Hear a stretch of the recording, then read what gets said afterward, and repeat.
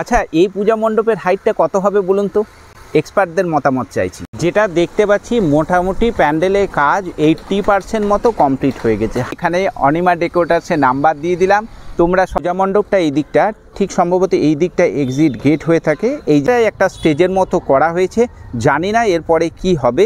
এই দিকে সোজা রাস্তাটা চলে যাচ্ছে একদম সিটি। মহালয়ার আগের দিন কিন্তু পুরো প্যান্ডেলের হ্যান্ডওভার হয়ে রয়েছি উর্বশী পুজো গ্রাউন্ডের একদম ভিতরে। আর এই বছরে তাদের 22তম গৌরবময়ের 22তম বর্ষে তারা পদার্পণ করলো। এবছরে তাদের বিশেষ থিম হচ্ছে পাঞ্জাবের স্বর্ণ মন্দির। আর স্বর্ণ মন্দির মানে বুঝতে পারছো সোনালি রং, তার সাথে কিন্তু আলোর মায়াবী খেলা, দুর্দান্ত একটা মানে মণ্ডপ সজ্জা, তার সাথে সাথে আলোক সজ্জায় কিন্তু একদম নজর কাটতে চলেছে এই বছরে উর্বশী। গত বছরে আমরা দেখেছিলাম মণ্ডপ সজ্জায় তাদের ছিল বিশেষ চমক, আর এই বছরেও কিন্তু মণ্ডপ সজ্জা তো থাকছেই, তার সাথে আলোক সজ্জাতে থাকছে বিশেষ কিন্তু একটা দুর্দান্ত চমক। তো চলো আজকের মণ্ডপ সজ্জা কীরকম কতটা কি এগিয়েছে একবার আমার সাথে ভার্চুয়ালি তোমরাও দেখে নাও। নমস্কার, অদ্রিজা এক্সক্লুসিভে তোমাদের সবাইকে স্বাগত। আমি সুমন সরকার। চলো আজকের পর্বটা এখান থেকেই শুরু করি। হ্যাঁ, যাওয়ার আগে অবশ্যই বলে যাই, যদি চ্যানেলে নতুন হয়ে থাকো অবশ্যই এই ধরনের ভিডিও আরও পেতে হলে চ্যানেলটাকে সাবস্ক্রাইব করে পাশে থাকা নোটিফিকেশান বেল আইকনটি প্রেস করে দিতে ভুলবে না, না হলে পরের ভিডিওতে আমি কিন্তু হারিয়ে যাব।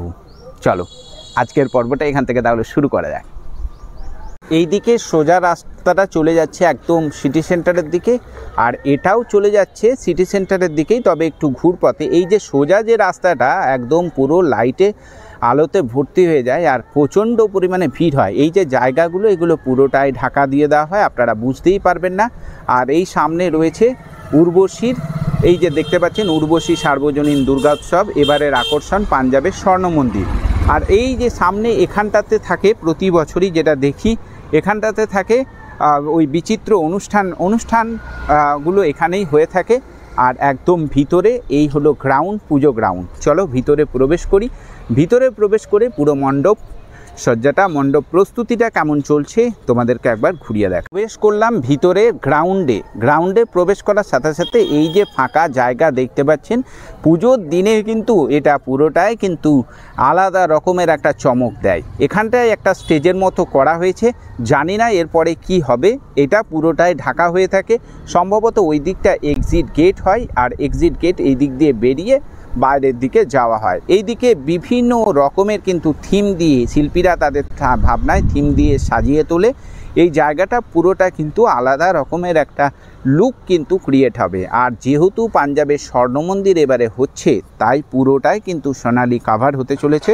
আর তার সাথে কিন্তু রঙের খেলা তো থাকছেই। এই দেখো উর্বশীর এই পূজা মণ্ডপ তৈরি করছে মুচিপাড়ার আমাদের সবার প্রিয় অনিমা ডেকোরেটার্স। মোবাইল নাম্বার নিচে দেওয়া আছে। যে সমস্ত প্যান্ডেলের জন্য যারা যোগাযোগ করো, আমার কাছে অনেক দাদারা কমেন্ট করো যে দাদা ডেকোরেটার্সের নাম্বার অনেকেই খোঁজ করো, তাদের জন্য আমি নিচে এখানে অনিমা ডেকোরেটার্সের নাম্বার দিয়ে দিলাম।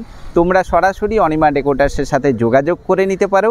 অনিমা ডেকোরেটার্সের কাজ কিন্তু এখানে রয়েছে, ফুলঝোরে রয়েছে, আর রয়েছে অগ্রণীতে রয়েছে, আর শঙ্করপুরেও কিন্তু অনিমা ডেকোরেটার্সের কাজ হচ্ছে।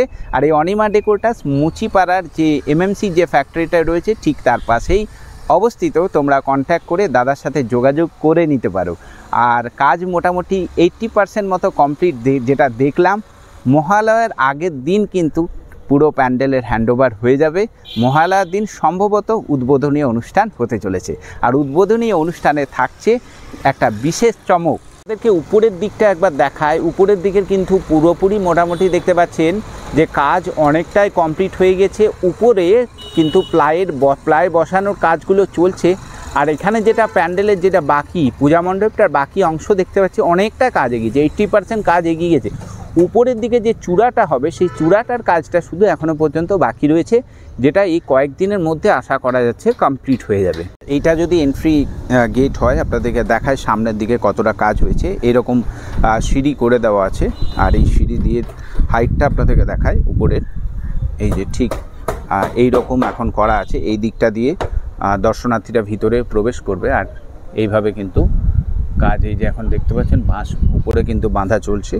আর এই ফ্রেম কিন্তু বাঁধা হয়ে গেছে, দেখতে পাচ্ছি পুরোটাই ফ্রেমের কাজ পুরোপুরি দেখতে পাচ্ছি অনেকটাই কমপ্লিট হয়ে গেছে। আর এইটা দিয়ে যে একদম সামনে যে মেন পূজা মণ্ডপ আপনারা ভিতরে প্রবেশ করতে পারবেন একদম এইটা দিয়ে।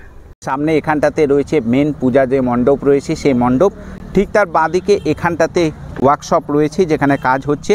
দেখতে পাচ্ছি ফ্রেমগুলো, পুরনো যে ফ্রেমগুলো এখানে বাঁধাই করে রাখা আছে।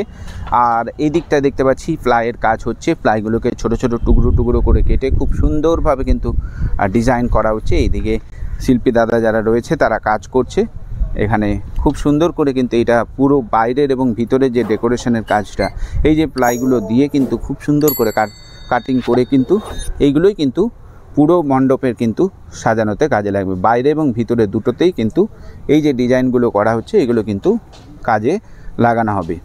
চলে এসছে একদম মণ্ডপের সাইডে আপনাদেরকে কাজগুলো দেখিয়ে দিই একবার। ঠিক পুরোটাই কিন্তু সমানভাবে ব্যালেন্স করে করা হয়েছে। এইগুলো পুরোটাই দেখুন, পুরো জায়গাটায় কিন্তু ঘেরা দেওয়া হয়েছে। আর এইখানে দেখতে পাচ্ছি এই যে এরকমভাবে কিন্তু ফ্রেমগুলোকে রাখা রয়েছে।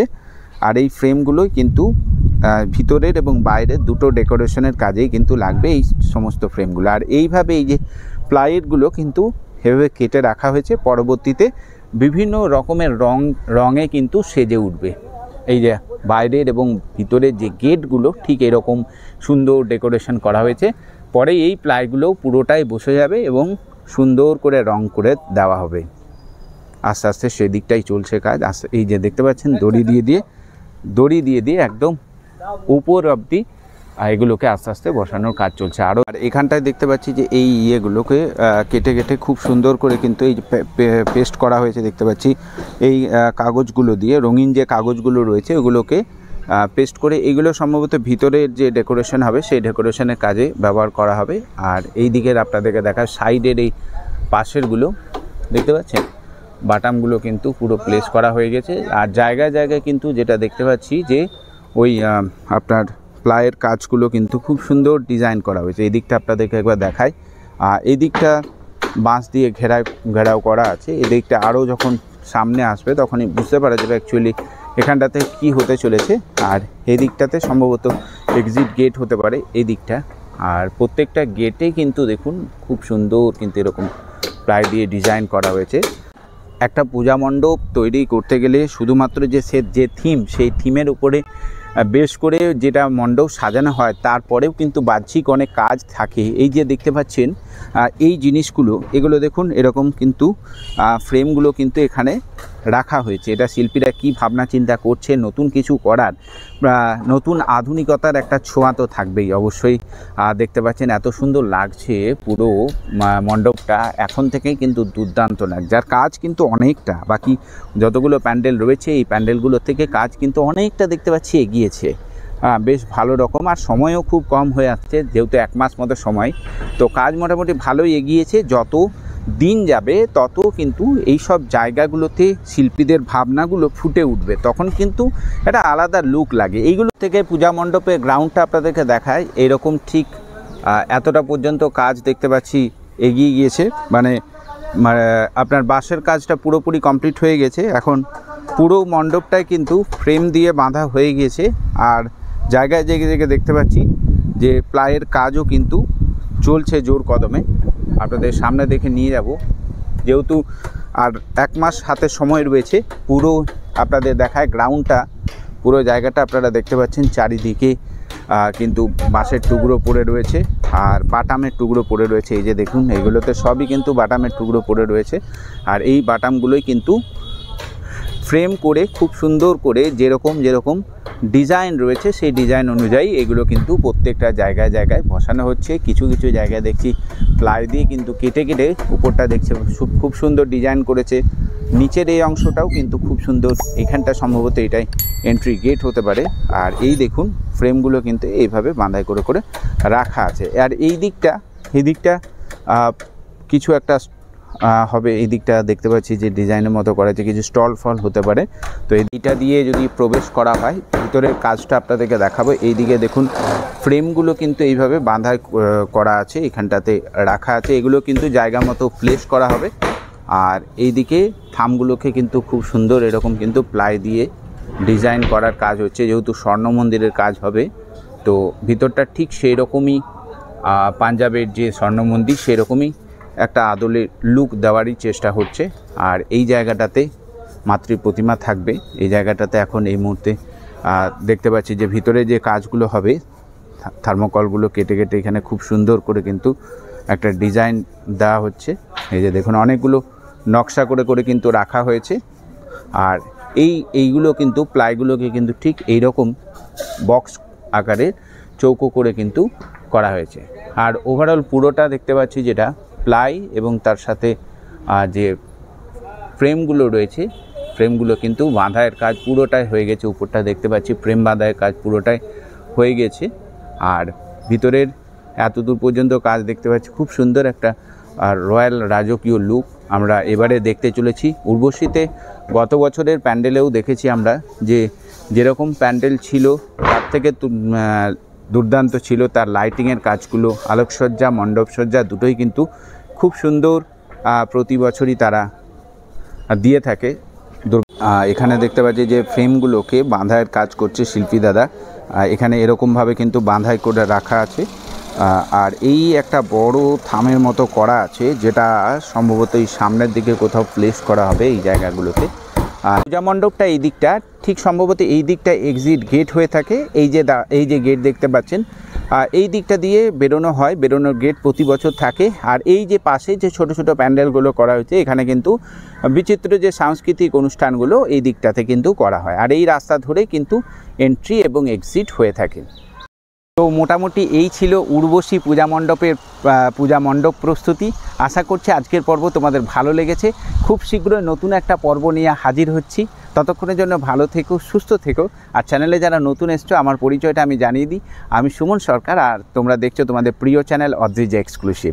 চ্যানেলে নতুন হয়ে থাকলে চ্যানেলটাকে সাবস্ক্রাইব করে পাশে থাকা নোটিফিকেশান বেল আইকনটি প্রেস করে অবশ্যই কিন্তু আমাকে আশীর্বাদ দিতে ভুলবে না। তো চলো, দেখা হচ্ছে খুব শীঘ্রই। ভালো থেকো, সুস্থ থেকো।